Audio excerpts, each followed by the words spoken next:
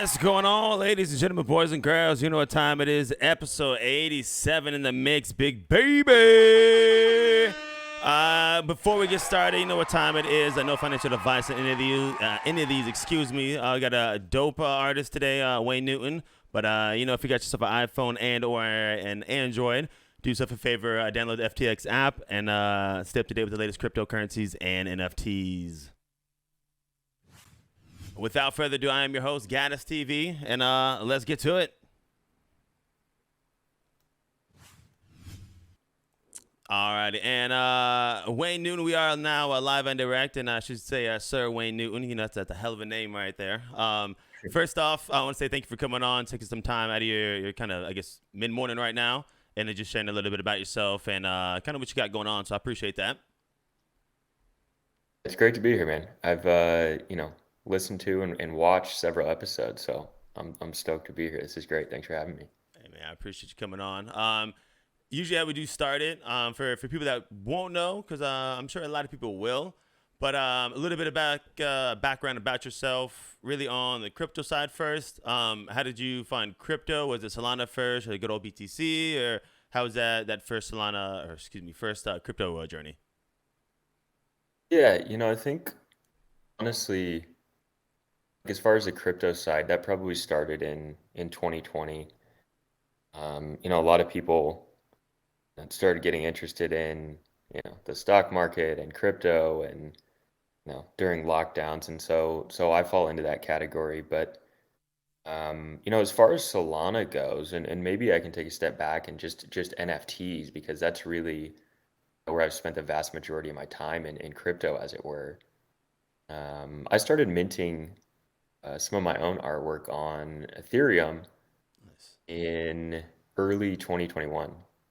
And I was paying $120 in gas fees just to mint one piece. And I was just trying to play around with the technology and figure it out. I think Beeple's huge sale got a lot of people's attention and specifically artists, right? Like I've been a traditional artist for over a decade. Mm-hmm. And I think seeing a sale of that magnitude was like confronting because I didn't understand how the hell a JPEG sold for $69 million. And so that was really the catalyst to get me interested in NFTs and really want to find out more about the technology. So, like I said, started playing around with minting on Ethereum, and the experience wasn't great. I learned a lot, and there wasn't. I never really found community, in large part because I deleted my Twitter 10 years ago, and so when I didn't know where these communities were interacting, and so October of last year, I started this Twitter that I have now, and started dropping into spaces, and I heard more and more people talking about Solana and why Solana was interesting from a creator standpoint in particular. Um, Fast transactions, low gas fees, and so I was intrigued, and that's really how I made my way to Solana. There were kind of these staple communities, Solana After Hours was actually super influential, right? It's a Twitter Spaces hosted by Yako and Bryce, who have both become friends, over the last 6, 7 months. So that was really my foray into Solana. And honestly, when I started, I didn't even tell people I was an artist. Like, I was in this space for several months, really just being a clown. Like, so I got this new Twitter, right? I got no followers, dropping into these Twitter spaces and trying to learn about Solana, but also doing a fair bit of memeing as well. And Mm-hmm. honestly, just from like the social audio side, it was fascinating to me because you have like these, outsized personalities on Solana. And so when you put everyone in one Twitter space, it was just like it was a social experiment. Like it's just this fascinating like mix of people. So that was really my foray into Solana, NFTs, and really Twitter Spaces, which was sort of the catalyst for all the discovery that would happen. Nice. With the I guess with the Twitter Spaces for an artist, a new artist, or just a person in general that honestly new to Twitter and the Twitter Space kind of realm and thing. Did you just look like on the Twitter Spaces and just go to certain ones looking for Solana, or like honestly, how did you find your first couple ones, or were they just randomly clicking? How did you find those? I think it was by accident, honestly. I think I may have, followed some like trader accounts, honestly, probably, and then came across Solana. But look, I was a complete birthday clown when I came into this space. I mean, I was like I was writing and reciting poetry on the spot. There you go. So, I would come up and request to speak, and I would basically I'd be sitting here at my, kitchen table, uh, you know, probably drinking a beer and in the evenings, and scratching out these random sarcastic poems and then reciting them in Twitter Spaces. And over the course of like 2 months, people, when they would see me come into a space, they would be like, you know would want me to recite poetry on the spot. And so it sort of became this funny and sarcastic thing that I became like associated with, and people knew that I did just ridiculous poems basically. And after several months of that, I kind of wanted to uh, shake that that image a little bit, just getting boxed into clown poet kind of thing. And um, so I started sharing some of my artwork. I actually doxed, wrote a thread, and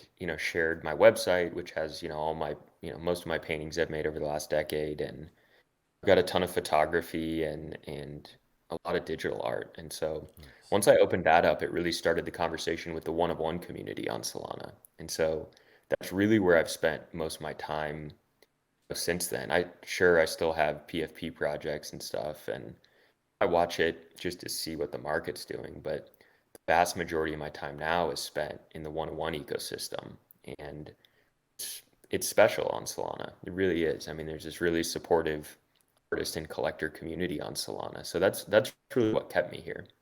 Nice.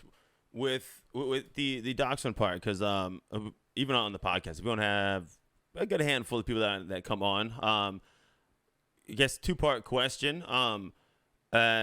Do you think it's good or bad, to dox yourself as an artist? And then I guess second part of that question, do you think it was easier yourself to dox yourself because you've already had like your work out beforehand for, 10 plus years like that? Or what do you think about those two kind of, I guess, questions in that essence of it?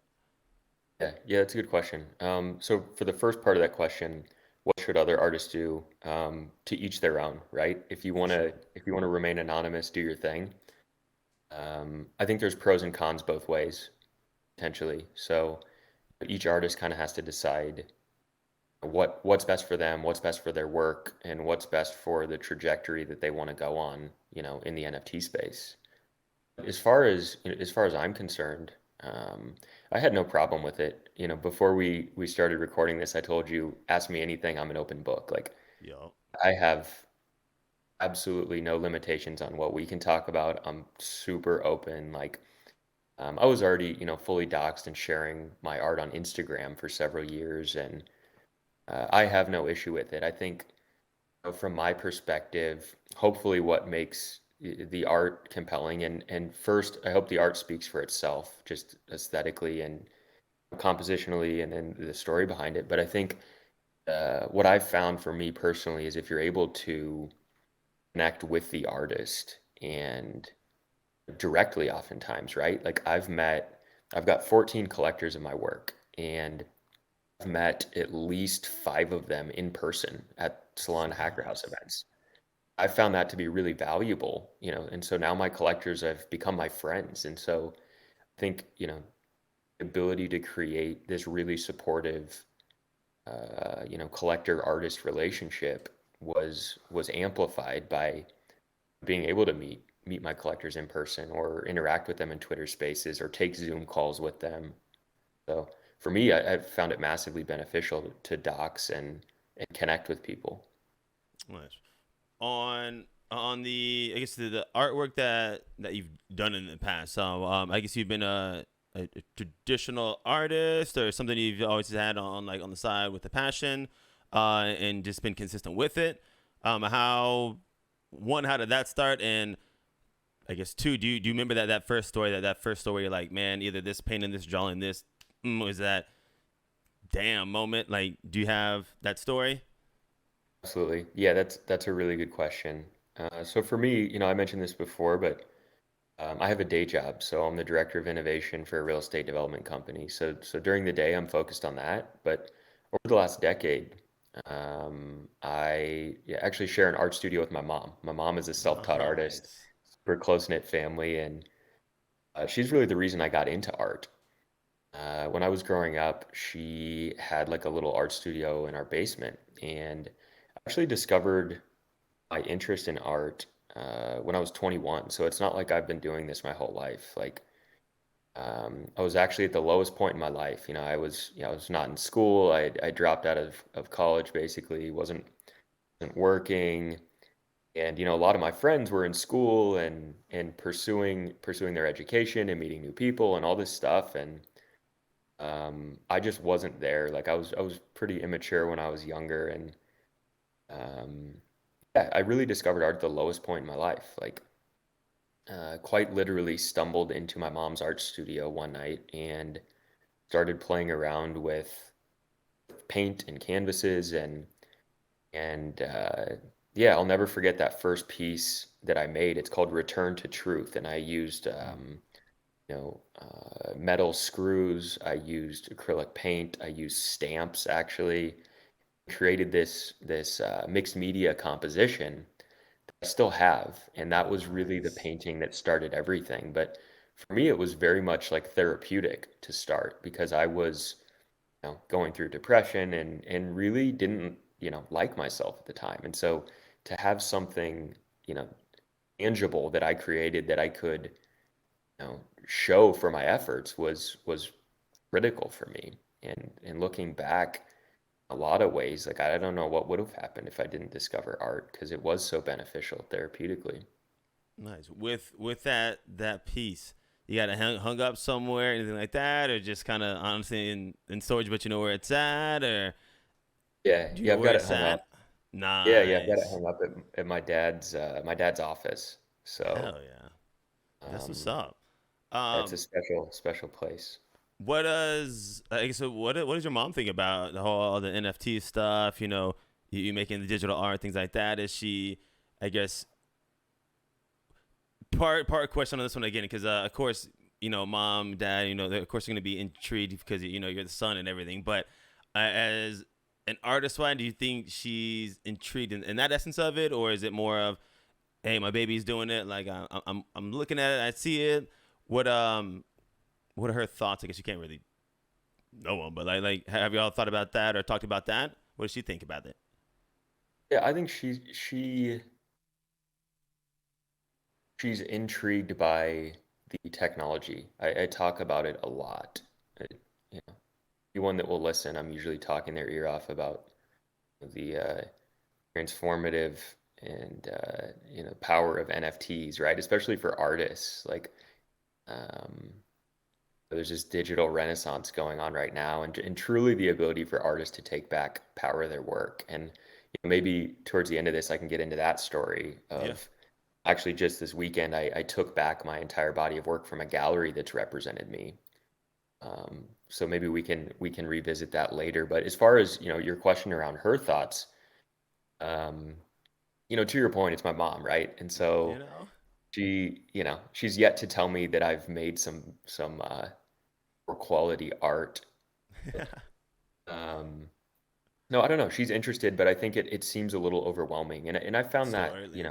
with a lot of artists who just haven't done a lot of research on the space, it's, oftentimes the same questions, right? Like right click save question is like the very first one. Like, wait, so how do you actually, so I could screenshot it, right? And then it's like, well, try to sell it then if you screenshot it. And so there's that, that conversation is almost a template for my responses for artists in particular when they ask those types of questions. Look, I was there too, and so I think it just requires time and due diligence and learning about this space. But you have to have a certain level of curiosity Yeah. just as a person, separate from being an artist, right? To jump into this ecosystem and just start exploring.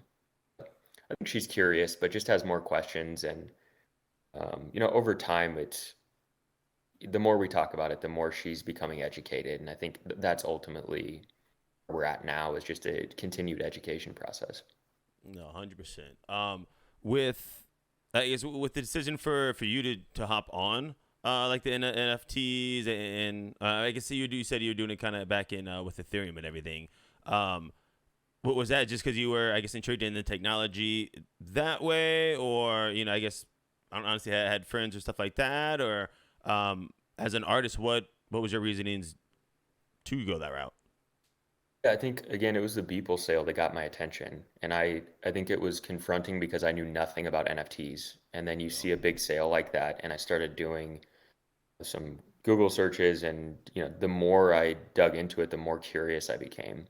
dude. And I didn't know any artists who were making NFTs. I didn't have any friends that I knew of who had even bought NFTs, and so this was very much like me going on this journey alone. And and then when I, as I mentioned earlier, I discovered this just like wonderful community through Solana After Hours and Twitter Spaces. That's really what kept me here, because then you had like-minded people that were, you know, really brilliant in a lot of ways, but also able to be super sarcastic and meme and, you know, a bit silly. So, I think finding community was really helpful for me. Mm. Nah, that's something that I guess I didn't realize at first. Just having the NFT, the Thug Birds, because I remember when I first, like I said before, it was my first NFT minted. I was like, that's cool, and then like the sense of community afterwards, just like, yo, it's a true community. Like, yeah, it might be online stuff like that, but like, I feel like we go have like a baseball team or something like that, and just like play just like a game. You know what I mean? It's community. It is a big thing. It sounds so like, oh yeah, no, I mean, it's just, but you've said it before. I mean, we've had other artists, literally projects in general. I mean, it's all about community and in that essence of it. Um, with your work, are you working on anything in particular right this second? Um, or I guess what have you been working on in the art realm right now? Yeah, yeah, absolutely. So maybe first I'll just give a brief kind of summary of the collections I've already made to get Yeah. to this point, and then because I think it kind of segues into this next piece that I'm working on for one of one art. And maybe even a step back further is just a quick summary of, I mentioned I've been painting for over 10 years. When I was in my early and mid 20s, I traveled a lot, and I started taking black and white street style photography. And so I've got, a hard drive with literally 20,000 photos on it from like, Yeesh. I'd been to over 40 countries at this point, and so just have this huge body of photography. And so it's painting, it's photography, and then in 2018, I spent a fair amount of time making digital art, and I didn't really know why. I just enjoyed the editing process and like manipulating photos, and so I've got like a body of work of digital art that I've been sitting on for several years too. And so I was really uniquely positioned because like um, I didn't have to make any new art. Like I'm sitting on just a ridiculous amount of art that I've made over the last decade, and much of it is perfectly suited for NFTs, specifically the photography.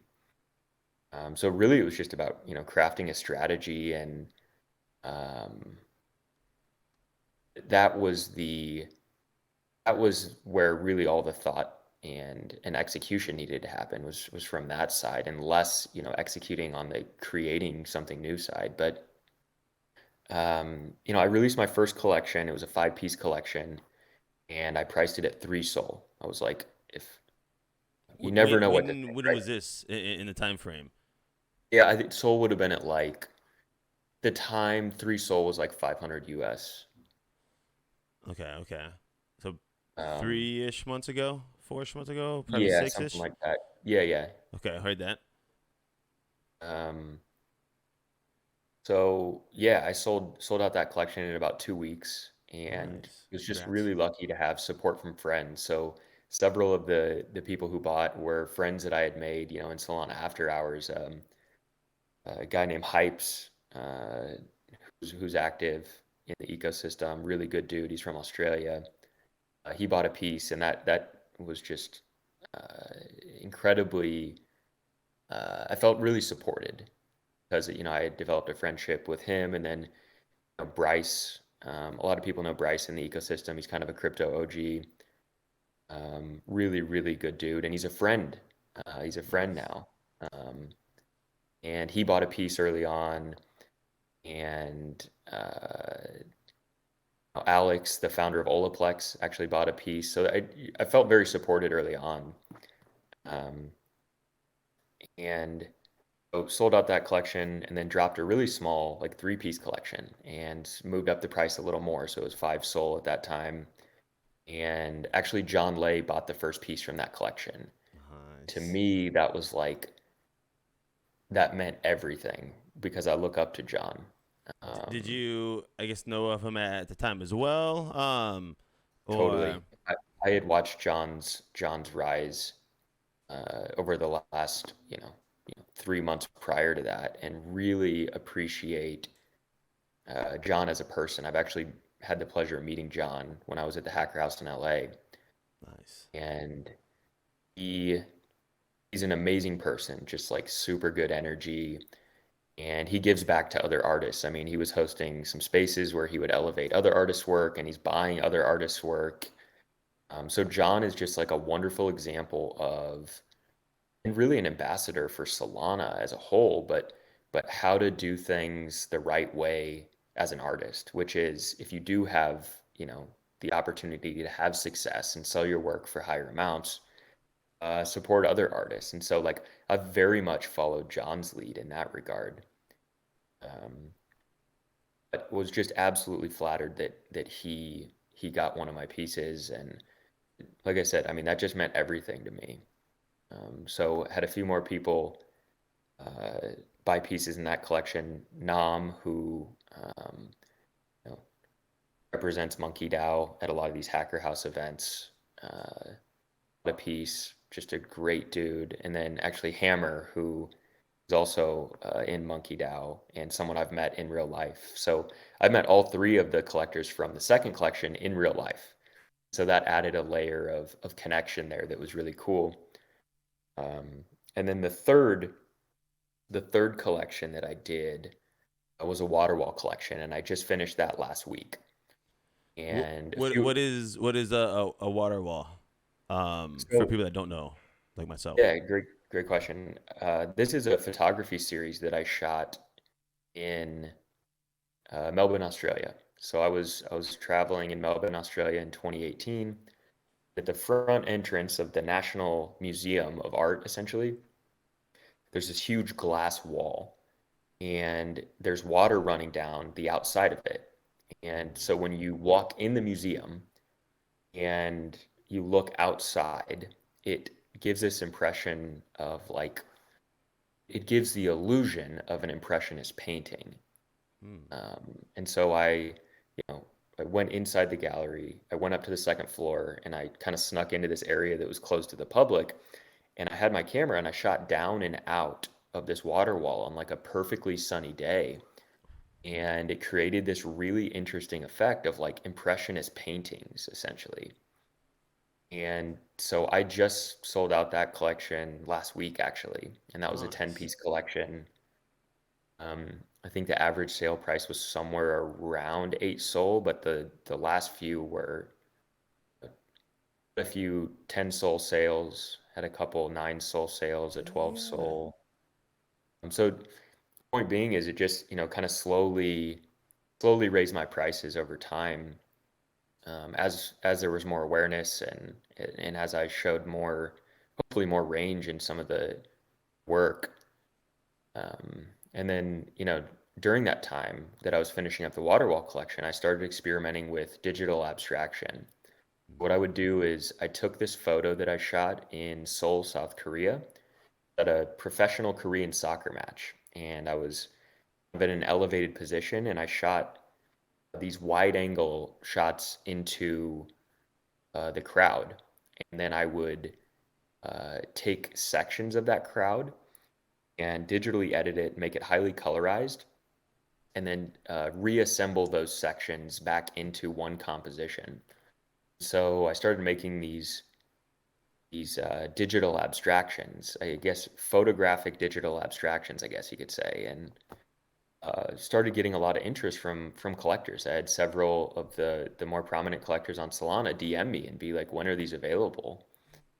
And so I wanted to craft a strategy around that going into my next collection and create some momentum. And so what I've done is basically with my last two pieces from my water wall collection, I kind of dangled the carrot for access to the next collection that had gotten this attention. And so I said, if you currently hold one of my NFTs or you buy the one of these last two pieces from the water wall collection, get access to a private metaverse showing of a new abstract collection, and I'll give you special pricing at a fixed price. So you don't have to bid against anybody.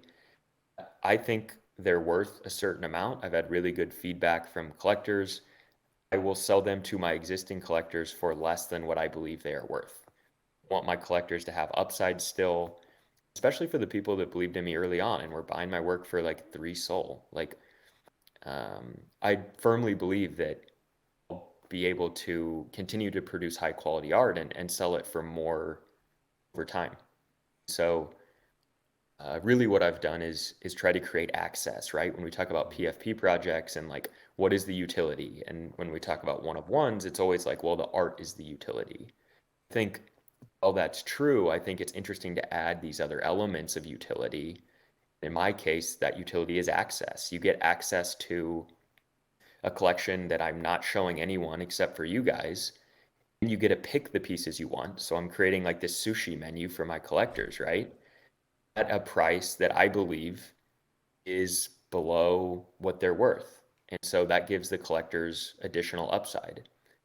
So it's a thank you to people who believed in my art early on, and it's access. So I think it's interesting, and I've No, I chosen like to it. go through Solaris.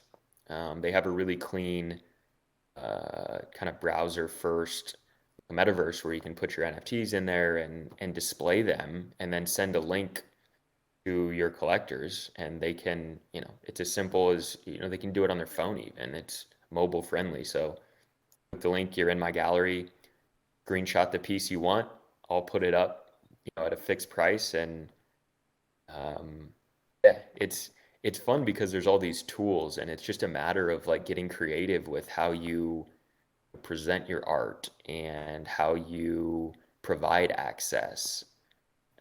Yeah, it's just fascinating. It's just been really fun, like the strategy piece, in addition to exploring these new mediums, these new digital mediums.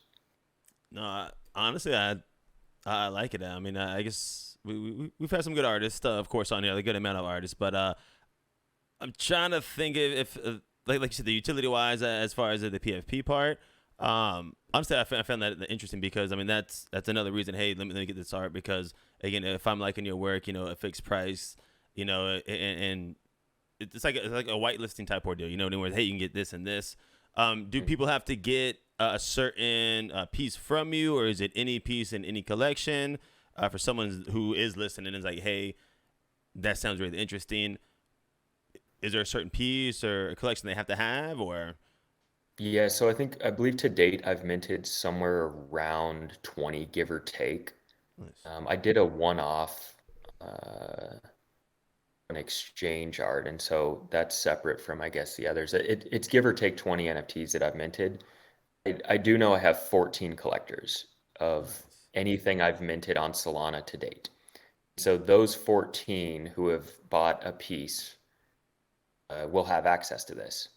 And I think an additional mechanism is actually to limit the supply of the next collection to where my thought was is I could mint, 15 pieces, bring them into the metaverse gallery, display them, and then say, guys, 15 pieces are here, but only 5 pieces are leaving. Everything else gets burnt. So you create this FOMO mechanism too. You create scarcity and FOMO if you're saying, look, guys, there's only going to be 5 in this collection or 8 or whatever the number is. And the rest get burnt. So if you want one, your opportunity. If not, no worries at all. No, no. Honestly, I mean it's smart. You know what I mean? Because again, I mean it's just even if it's honestly scalable as well, because like you said, I mean people's gonna want more. Of course, if you produce good artwork, but with the I'm gonna ask about the creative process, but I do want to know about as artist wise, because I mean I don't know, I guess every artist is different. Say someone like you buys it on, I guess how do you feel about people flipping your art? You know what I mean? Is that like, do you want people to buy it, hold it, buy it, flip it, 100x, stuff like that? I mean, of course, everyone wants to make good, but as an artist, I guess, what are your thoughts honestly on that? Yeah, that's a great question. I think, from my perspective, I truly do not care what the collector decides to do. To each their own, right? If you need or want liquidity and there's demand for my work and someone will buy it, by all means. I think one thing that gets lost in this conversation at times is like it's actually beneficial for the artist because they get royalties from secondary sales, right? And so I've heard conversations about, well, I don't know how I feel about someone selling my work, and to me, I'm indifferent. If If you it's want to hold moving my and work making money. forever, if you want to hold my work forever, fantastic. Like if you want to sell it, right after you buy it, all good. Like I'm truly indifferent. I just appreciate the support. And yeah, I think, I had an interesting situation arise, right? So I had an early collector who wanted another piece from that collection after it had been sold out. So he reached out and he was like, "Do you know who owns this piece? Like, I want to buy it." And I have one anonymous collector. I still don't know who it is. And we're Hey, trying Smooth, to what's going track down, on? No, it's not me. yeah. We're trying to track down this piece and, doing detective work. I'm literally posting the piece in like Discords after I went through their Do you wallet, right? know the owner of Everything's this piece? exactly, dude. I went on like a campaign and was like trying to find this owner. And so I went like pretty much, one by one for my other collectors and was like, would you sell this piece? Like, are you open to selling it? And no one would sell their piece. So, you know, royalties are great over time, but I think, to date, I've created friendships with my collectors and they Nice. aren't willing to sell right now.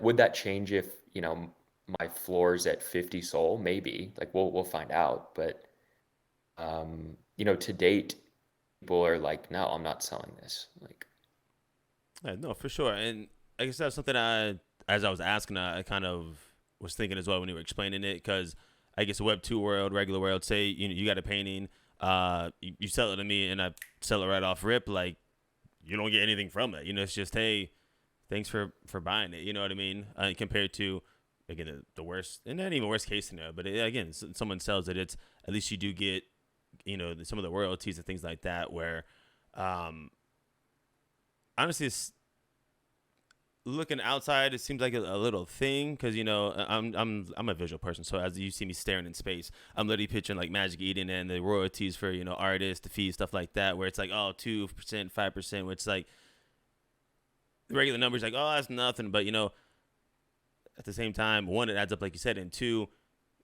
there was absolutely nothing beforehand. You know what I mean? So I think that's honestly cool and a perk for an artist, because again, say if someone has it and they love it to death and don't want to sell it and they have it hung up, one, that's fucking awesome. You know what I mean? Even if you don't know, but that's speak accolades on that person's work. And then again, say if someone likes it, needs liquidity, worst case scenario, shit, it's a win-win. I mean, they sell it, make a little profit, you still making profit, and then hopefully it goes to the next owner, which now it's in their mansion. You know what I mean? It's going up to the level. So I've always wondered, because I'm artistic and never made any NFTs, anything like that. But I've always wondered, as humans, it's got to be like, oh damn, it should sold it, damn. And the flip side, it's like, well, again, on to next, like you said, to each his own. Um, I'm all for it. Again, the royalties over time. I think it's pretty early, right? Where we haven't seen like this huge amount of secondary volume. There's a few artists who have commanded that. John Lay in particular. And there was one sale in particular, right? I think someone bought one of his like first pieces at like 2.8 soul or something like that, and ended up selling it for 500 soul. And so you think about the royalties on something like that. And I mean, that's fantastic. And so that's a huge win for not only that first collector, but also the buyer because John's iconic on Solana, and then also John, most importantly, John. So I'm all for it. If you know, I'll never tell a collector what to do with my work. No, for sure, for sure. The creative process, because like you see, you've always been doing art for the last 10 years.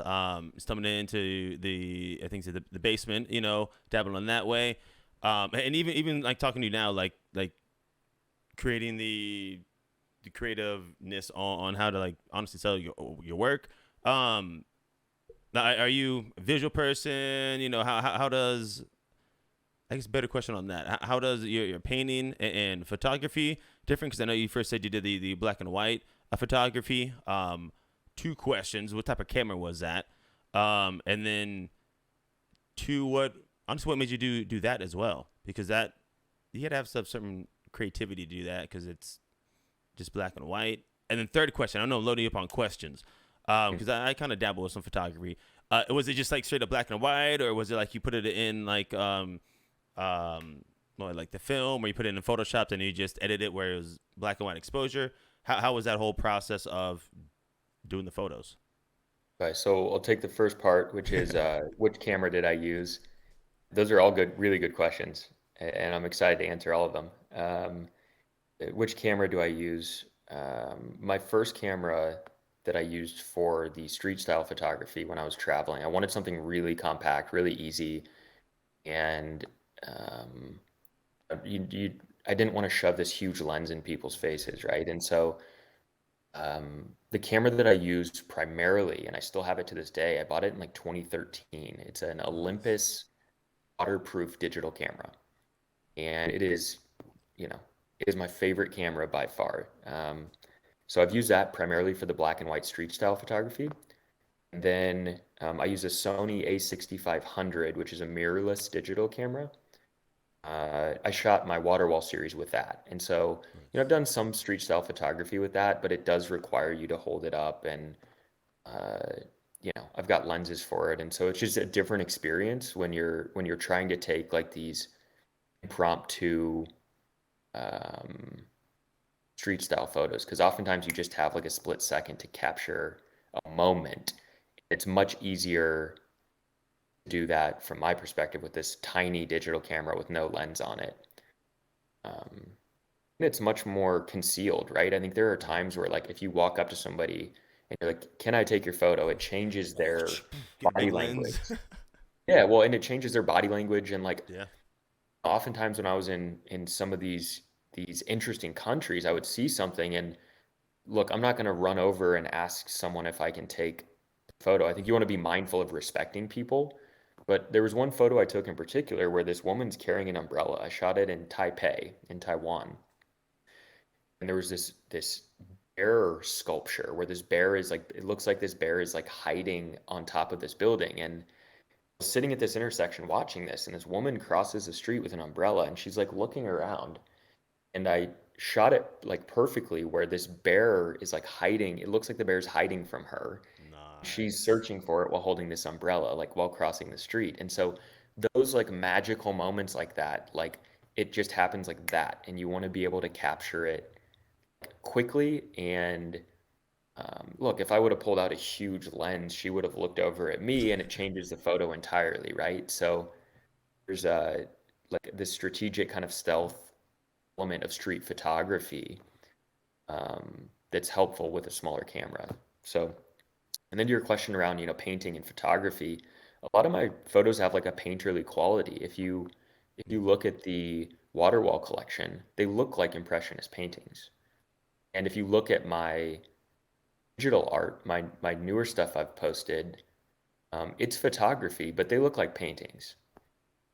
I Paintings are my favorite medium, Mm-hmm. and you asked also about being like a visual person. I too am a visual person, and so usually when I go to an art museum, I don't actually read the descriptions. I want to interact with that piece of art, um, whatever way I experience it.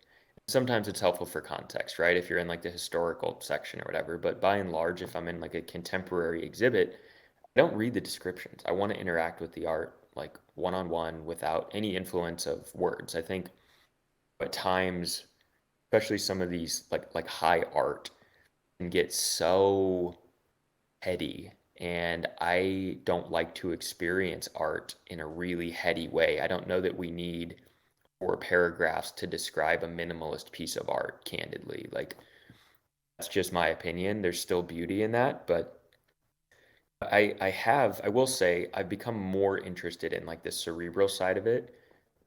In conversations I've had with an artist called Sleeper. He's based out of Australia.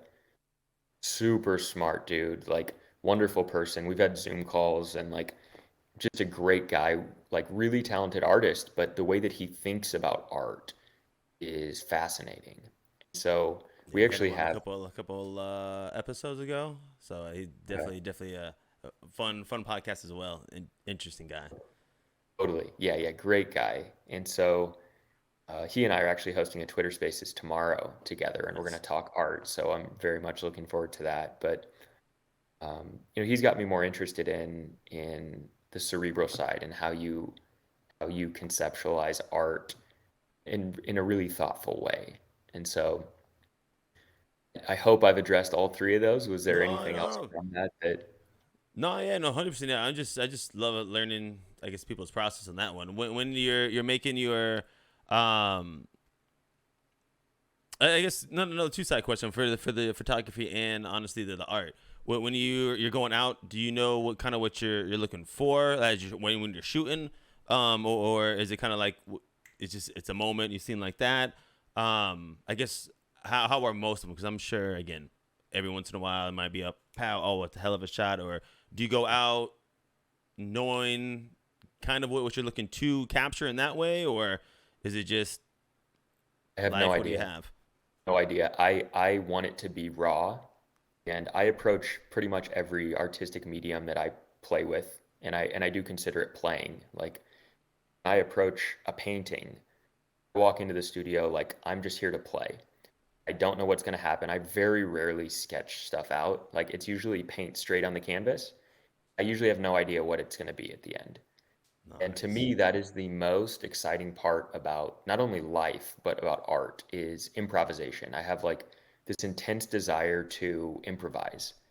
I think that's what, when we go all the way back to the beginning of this conversation of like coming into this space by myself, into Twitter spaces, knowing no one, um, there was this amazing opportunity to like improvise and write sarcastic poetry on the spot and meme with all the good people at Solana After Hours. And they're constantly improvising and just, having fun. So I approach painting the same way. I approach photography the same way. And this new collection of abstract, digital abstract, has very much been like highly experimental. Like I don't have there's no template that I'm like following or like any lines that I'm, putting these pieces in between. I'm just throwing them on there and improvising and trying to create a compelling composition and a compelling narrative for the piece. But that to me is the most fun part about all of this is just improvising. It's more natural, it's more real, I think. When do you know like you're done? A piece is done. On that one, like is it the gut? Is it just time? Are you over it? When do you know a piece is done?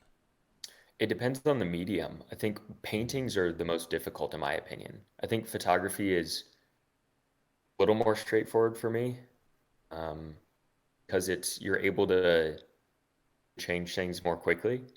Whereas a painting, it has to dry, and then maybe the color actually looks different after it dries. Yeah. So, I think it's just a longer time horizon to make that decision, the painting. Um, the digital art, I found it's helpful just to zoom in and zoom out a lot. So when I'm making these digital abstractions, like I'll massively, zoom out and I'll even step away from the computer and like stand back and be like, is this composition compelling from 5 feet back from my computer? And then is it equally as compelling? I zoom all the way in and I'm finding, those faces and those figures from the photography, from the initial photo that I am taking this from. And so that's what I think, at least for this new collection, is a lot of these pieces are, I think people have found it interesting because if you are standing away from your phone, if you hold your phone out at arm's length and you look at one of these pieces, it looks like an abstract painting. But if you zoom in, you can find faces and figures and objects, and it creates like this experience with the piece that I think is unique. Some people have said it feels like, Where's Waldo when we were kids, where it's like, I you're looking like for all it. these people and stuff. So, Damn, someone should do something like that because that would actually be fun. Um, question on that composition size, is that like a super big? Jeez, hitting a fucking wheel over here. A super big like 4K, 3,000 pixel, stuff like that, and you can zoom in that way, or how was that done? And then I'm asking a whole bunch of two-part questions. How long does the photography, that part, take when you're building that? When you have, I'm assuming probably hundreds. I wish I had my other monitor right now because I want to click the picture right there because I'm looking at it, but I can't. How long does that honestly take? Is that 2, 3, 4 hours, 6 years? You know what I mean? Like, what's what's that process like? yeah, it totally depends. Sometimes compositions come together more quickly, and then usually I know, like, it just, like, if it feels right, I go with it. For sure. And I can change it, I can iterate. That's the beauty of these digital tools, is you can iterate and change so quickly. Like, if you're like, I don't really like this, you delete and start over, or you cover up sections that you aren't as fond of. Whereas a painting, you do have to wait for it to dry. And so I found that just the immediacy of digital abstraction in particular is fascinating for me. And I generally work pretty quickly. Nice. Um, I try not to think too hard about it until the end, really. At the beginning, I want it to be really playful, really natural, just whatever feels right. Um, that's kind of my approach to it. And so sometimes it's really quick, sometimes it takes longer. No, Um, 100%. Last couple questions because honestly, I again don't have my second monitor. I'm pretty sure I probably already have you past 45 minutes, so hopefully you still get at work. I guess I don't know if you got a boss, but hopefully the boss ain't I'm like, all hey, what good. are you doing? Um, with the hindsight, of course, looking 2020. What type of advice would you give yourself? Honestly, looking back when you first started, it doesn't matter if knowing all the information now. Looking back when you first went on Ethereum, doing it that way, what advice honestly would you give yourself? I think just to be patient. I think, the space moves so fast. And I think when you see other artists who have success, I think it's natural for you to compare yourself to them. And especially if they're achieving things that you aspire to achieve, whether it's, sales volume, or, the price of their work that they're selling it for. So, I sat on the sidelines for months and didn't tell anyone I was an artist. And it took a tremendous amount of like restraint because I have a huge body of work. Like, I still haven't shown anyone, like, I have like thousands of images that could be NFTs.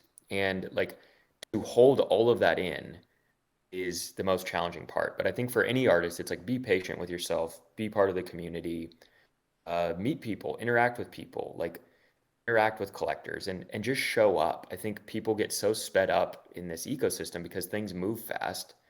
If you can just slow down, kind of craft a long-term strategy of how you want to release your work over time, and create community, like, create real friendships. Like, if you're here to make friends and connect with people over art, good things will happen. Look, fundamentally, you have to create quality art. But I think that's the other thing that's interesting about this ecosystem is, like, I've been so inspired by other artists I've seen. Archie Morley's abstractions are fantastic. Sleeper's work is amazing. Uh, you know, Always inspired by John Lay and many others. I mean, there's a ton of just incredible artists in our ecosystem. And so how do you, channel that inspiration and take some of those things that they're doing, whether strategically or aesthetically, and include that in your own way with what you're doing? And I found that to be incredibly helpful. And then just one final thought, Yeah. unrelated, that I feel, a shout out just because we are on the Thugbirds podcast is, I have had the pleasure of meeting Birdman in person in several different cities, so Chicago, LA, and Seattle at the hacker houses, and um, really smart dude, and I am fully behind Birds, and they've got my full support, and he in particular has my full support. So, Yeah, I might call you out. Can I get a call from you? call. Hey, that's what I'm talking about.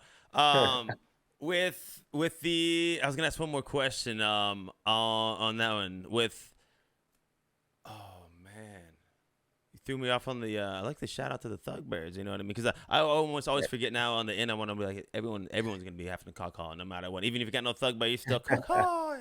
Um, with the I guess with the art, is there anything like you're working on right now, like your I guess I know we talked about it a little bit beforehand, but kind of a little recap on what is out now, where can they find it, um, where's your go to where your stuff is on. Yeah, so I currently, I moved all of my secondaries over to Form Function. My next collection will be on Exchange Art. Um, but I currently don't have any pieces available. I've sold out everything that I've put up, and I do want to be mindful of scarcity. Very much viewing if someone buys my art, I am viewing that as an investment on their end, and I want to protect their investment. So the last thing I'm going to do is go and dump all this art I have on the market and compromise their investment. And so with everything I do, I want to be really mindful of protecting my collector's investments. And the next collection will be this abstract, digital abstraction. And it's initially only going to be available to those 14 collectors who have already bought my work. It's going to be Nice. a highly curated, smaller collection at a lower price. And, after that, I've kind of been playing with this idea of originality and being a contrarian and like being a one of one. And so on my Twitter, if you go to it now, the last piece I posted plays with that idea. And what I did was I cut up pieces of a photo I took of people ice skating below the Rockefeller Center in New York when I was there for the Hacker House event. And there was this one figure that I copy and pasted 239 times, all in a row. And then I took another figure from a digitally edited photo, the same photo, and it's this girl wearing like pink basically, and I put her in as the only one of one in there. So it's really, taking some of what Warhol did with, replication and, these, highly stylized colors, and then kind of making my own version of it where, there's 240 unique, uh, there's 239 figures on there that are all the same and then one unique one. So, this idea of being a one of one and contrarian views and originality. And so, I've got several iterations that I'm working on behind the scenes. So I think that may play into my collection after I open up these digital pieces to my existing collectors. No, I like it. And the question I was gonna ask, I remembered it because you said before, you got thousands of photos, things like that. I guess played kind of the long game instead of just throwing out on everyone. Was it worth it? Hasn't been worth it so far. Probably because I mean, shoot, just thinking of it and knowing you have that stuff, it had probably some inner battles, being like, I want to tell people about it. I don't want to tell people about it. Has it been worth it doing it the way you did? Do you think it's worth it? I think so. Look, I mean, especially with the abstract collection is I could have held that close to the vest, but I've been posting I've posted now at least 5 pieces, and that's really what garnered some of the attention around this because I did start to have collectors reach out in the DMs and be like, "Hey, when are these available? Like, I want one of these." And so I think that each artist has to make their own decisions around that type of strategy.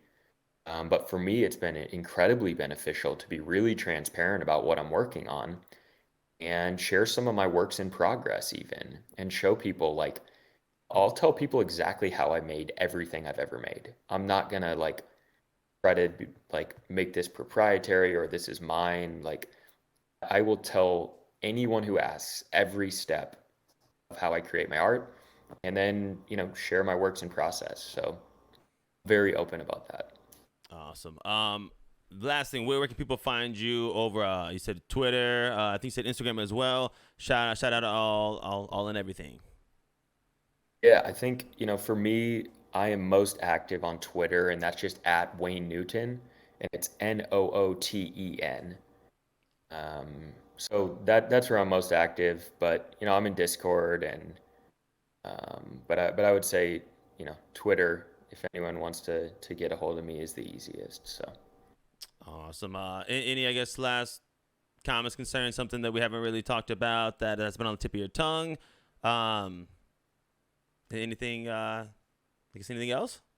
no, I think maybe just final thought is, about halfway through the conversation, I mentioned that I took back all my work from a gallery, and maybe just 30 Yes, seconds there hundred is percent. like, um, I had been represented by this gallery for over 4 years, and they had several hundred of my street style photography shot all over the world. There were a couple main collections that they represented. One was in Taipei, one was in Sarajevo in Bosnia, one was in the Czech Republic, and then I shot a series in Iceland as well. And that was more kind of landscape type stuff, but all street style photography nonetheless. But I just had a meeting in real life with the gallery owner, um, and basically said, look, I sold more USD wise in NFTs in 2 weeks than I did in 4 years at the gallery. For me, this doesn't really make sense like financially. And then we walked through kind of every step of like the power of this technology. What is Solana? What are NFTs? There's a tremendous lack of education, I think, just across the board from traditional galleries. And so herein lies an opportunity as well, right? So when I said, "Hey, I don't think that this arrangement works going forward. Like, would you please pull my work? I'd like to take back my work." He was like, "I totally understand." He's like, "From your perspective, I would do the same thing." And yeah, just this wonderful conversation, and he's going to be in Nebraska in a couple weeks, and we're going to sit down, and I'm going to show him Solana. I'm going to show him, like, I'm going to onboard him onto Hell Solana. yeah. So it could not have gone any better. Like, you go into a conversation like that being like, great, he's gonna, you don't know how someone's gonna react if you're like, oh, by the way, I'd like to take back all my work and, By the you way, know, not to get, I guess, personal on that one is as an artist wise. Say you have your work in something like that. Is there like a fee, a chargeback when they have them like that? Is that like contract wise, but hey, for a certain amount of time? How does honestly that work? You don't get too personal, but oh, I don't honestly, mind at all. I signed a really open-ended contract with them that allowed both of us to move on from the relationship nice. with just given notice. Like, it was not a complicated contract, wanted to keep it really straightforward. And the gallery takes 50% of my sales, and then they send me literally a handwritten check in the mail when something sells, and they have to print that piece out and then ship it. I've sold photography to collectors in Europe, Australia, like they do all of that. Like they handle all the printing and shipping and everything, but they take 50%, and then I get this check and I got to go to the bank. Like that process is so antiquated, right? I mean, and you look at taking that same photo that they're selling and making it an NFT, um, it's not even close. I mean, it's an obvious choice, right? For me, it was mostly a moral decision, honestly, as much as it was a financial decision, because what I didn't want to do is represent that I was selling one of one art in my photography and then have the gallery selling prints of it, on the back end, because to me that just doesn't feel right. So it's not like I've sold a ton at the gallery. Photography's hard in traditional gallery, and so I'm able to take back hundreds of pieces of work that haven't been sold and print them as one of ones on Solana over time. And look, a lot of this is going to be around market conditions. Like photography has not really had its time on Solana in the same way that it has on Ethereum. But when it does, I will have a highly curated body of work from, you know, several different countries that I've shot over the years, and I'll be prepared when the time is right. Nice. On, I gotta ask two more questions. I'm sorry, because you're honestly very interesting dude. I mean, I like the conversation. Um, Best place you've traveled. Doesn't matter if it's from work or not work, because you've traveled and it's fucking awesome. Best place personally you've traveled. Depends. I would go different places for food, for culture, for nightlife, for history. I love history, and like Prague, the Czech Republic, has a special place in my heart. I studied there and lived there for 5 or 6 months Nice. in 2015. So, some of the best beer in the world. It's called Pilsner or Kel. Um, and, that's one of my favorite cities. Melbourne, Australia is a beautiful place. I love Seoul, South Korea. The list goes on. I've never really been anywhere I didn't enjoy. I mean, if you Nice. travel enough, things will happen, right? Like I've been like robbed before. I got robbed by a cab driver in Macedonia at like Cab 3 in the driver. morning. You got enough time to go Yeah. into this? I won't hear. I don't know if you've ever had a Robin story on the podcast before. What happened? Yeah, so The I cab was driver? yeah, Is it? Welcome to your spot. Give me your money. No, what? What? Hold on. no, he was I say cab driver, and that elicits an image, but this dude was about 6'4", 250. Oh And shit.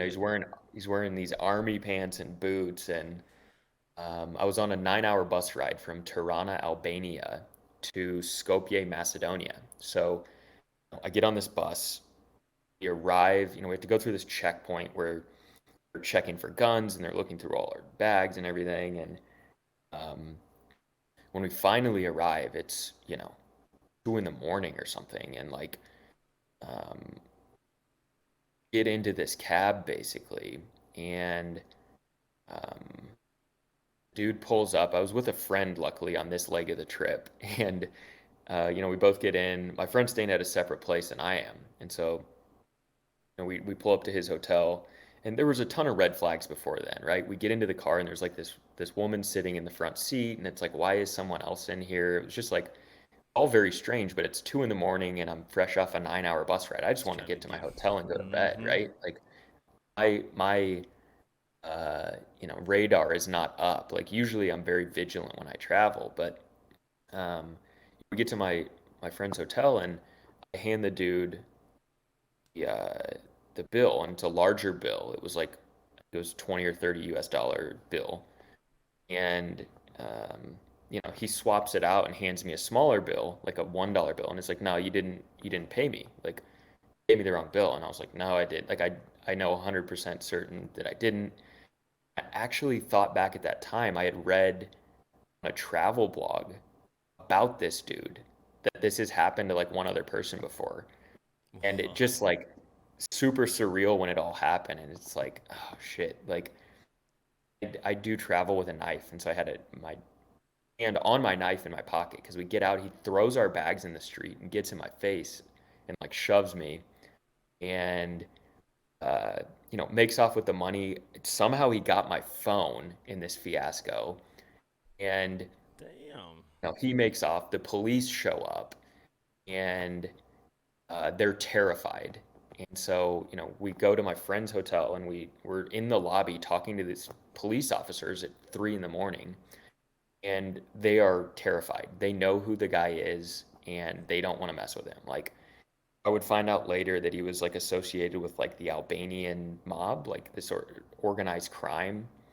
And police officers make like 300 euros a month in Macedonia. And so, I'm sure this guy was making a lot more by robbing people and doing sketchy stuff. And they were terrified of him, so they didn't do anything. But it was a unique Sheesh. experience. Yeah, sounds like it. Sounds like it on that one. Hopefully, no, man. I would say hopefully you've seen some pretty things in some beach places, and everything else to kind of offset the Yeah, bad stuff. So hopefully you've had some good times there. totally. But I still had a Um, wonderful time in Macedonia, to be clear. I've met some people who I'm still friends with. nice. Two girls that are just like wonderful people, and they're like, "I'm so sorry that happened to you." Like, and they ended up, they live there, and so they showed me all the cool spots. I would go back to Macedonia. I've never been a place I wouldn't go back to. So That's what's up, man. Might have to see if we can have it on a podcast again, and just talk about experiences in life and traveling, and get some yeah, people that's been traveling, because I love stories. It doesn't, hopefully not the Robin stories, but just stories on traveling, because I'm the type of person I want to see basically your eyes, your brain, in the sense of I want to see the postcards for myself, just because I love that type of cool. stuff. On that note, I think I'm gonna go ahead and end it, because I probably got you for like a good hour and a half on this one, so my bad, but I appreciate the conversation. Stick around for a quick second, kind of like how I did in the beginning. I'm gonna go ahead and kind of mute it up, but again, man, I appreciate you taking some time out of your afternoon now and just Yeah. talking with me, man. Thanks for having me, dude. Really enjoyed it. Like, really appreciate it and love what you're doing. And we'll do whatever I can to support what you're doing. Yeah, man, I appreciate it, big dog. Stick around. I'll be right back and get to it. All righty, ladies and gentlemen, boys and girls, one more time. You know what time it is, big baby. Episode 87. Once again, shout out Wayne Newton. If you're not already, go ahead and hit the follow button on him. Hit the follow on Thug Birds, Thug Down, as well as Thug Pod. Till next time, y'all, stay fresh, stay clean, stay pimping. And one more time, caw-caw!